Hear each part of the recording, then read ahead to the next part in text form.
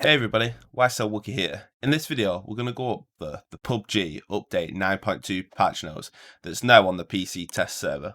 We're going to go through everything that's getting added to the game, as well as all the different, changes to stats, bugs, etc. Hope you find this video useful. If you do, consider liking and subscribing to see more. Right, so let's jump right in. So the first new thing on a gameplay perspective is the new vehicle, the dirt bike.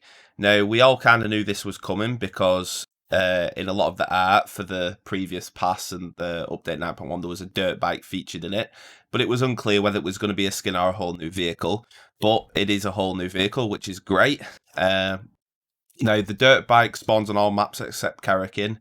It's a new single-seater motorbike, so you can only get one person on it.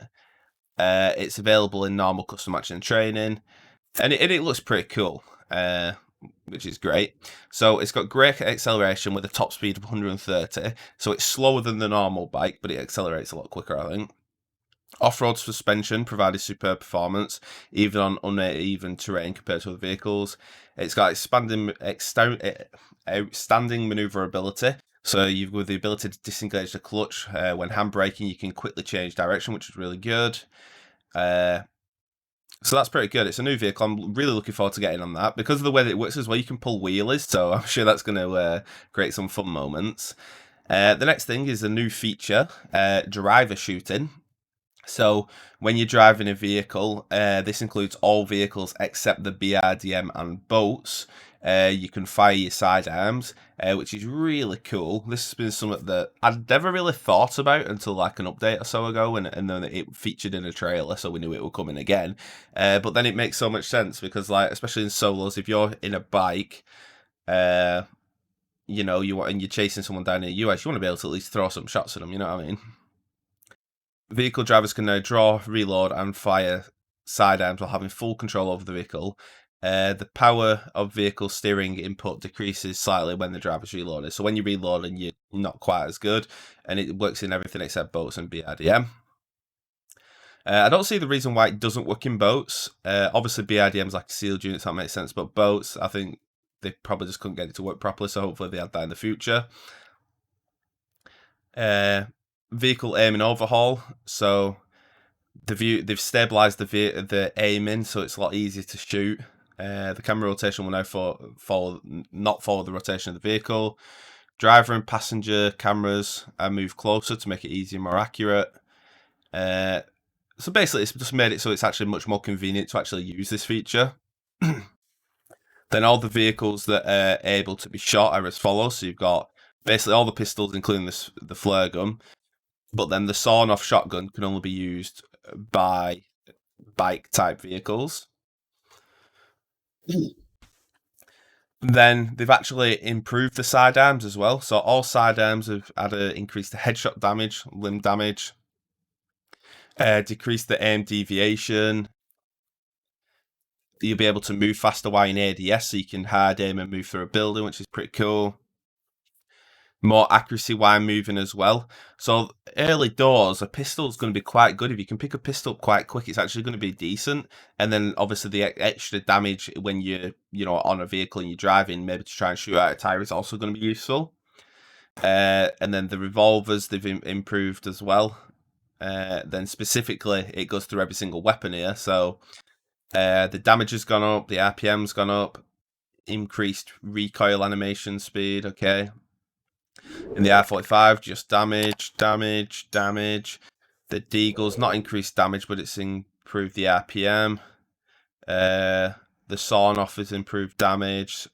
And the Scorpion, oh my god, can now equip an extended quick draw magazine.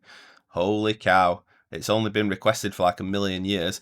So that's actually really useful because with a Scorpion, you can have 40 rounds with an extended Mad or an extended quick draw. So that's going to be the go-to one to have just in your back pocket with 40 bullets loaded.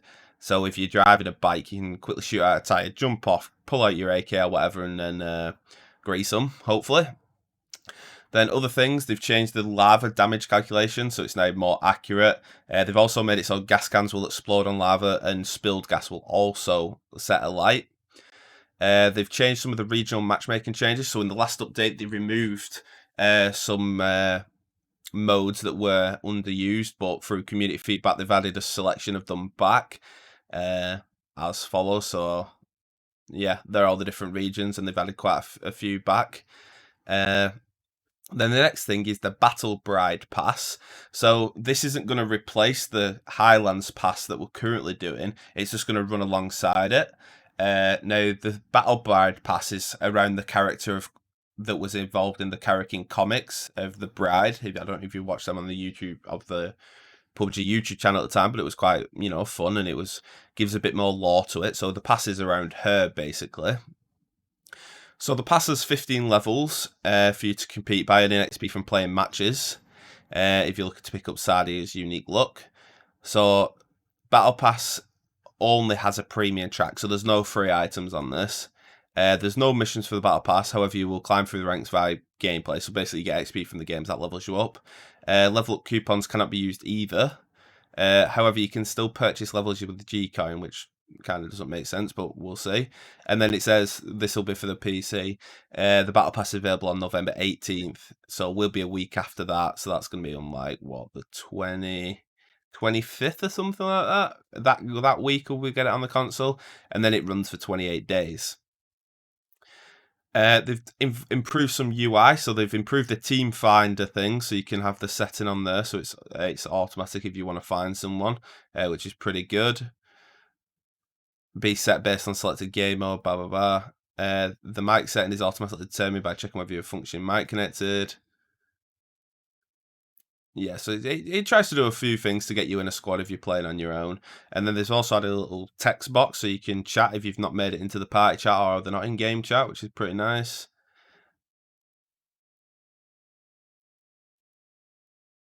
And the Pubg ID visibility. When killing other players, your Pubg ID will be displayed to the victim. Pubg IDs will also be displayed in death cam while spectating other players. Oh, okay, that's pretty cool. Drop down visual improved. Rightio. Some stuff for the performance. Quality of life in Vikendi, so fixed the tendency of the circle to always go to the outskirts of the map. So basically it's just, made it so it's more into the centre a lot of the time. They've removed small objects around farms and fields that were stopping vehicle movement from being easy. They've reduced the number of houses, so when in the late game there's not as many buildings.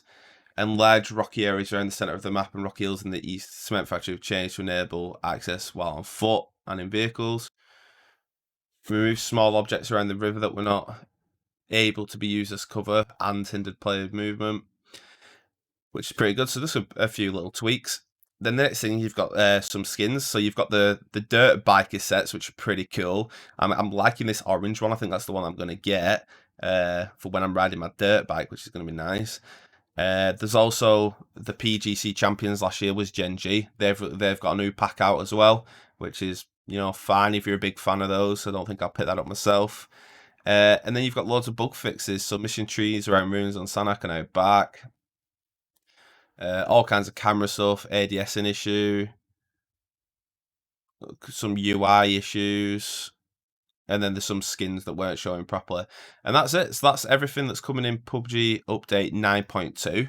I'm quite looking forward to this new pass, actually. I'm going to pop on the PC test server and take a look at the pass. I'll make a video on that one for you guys as well, so stay tuned for that. And like I say, if you did find this video useful, consider liking, subscribing to see more. Wookie out.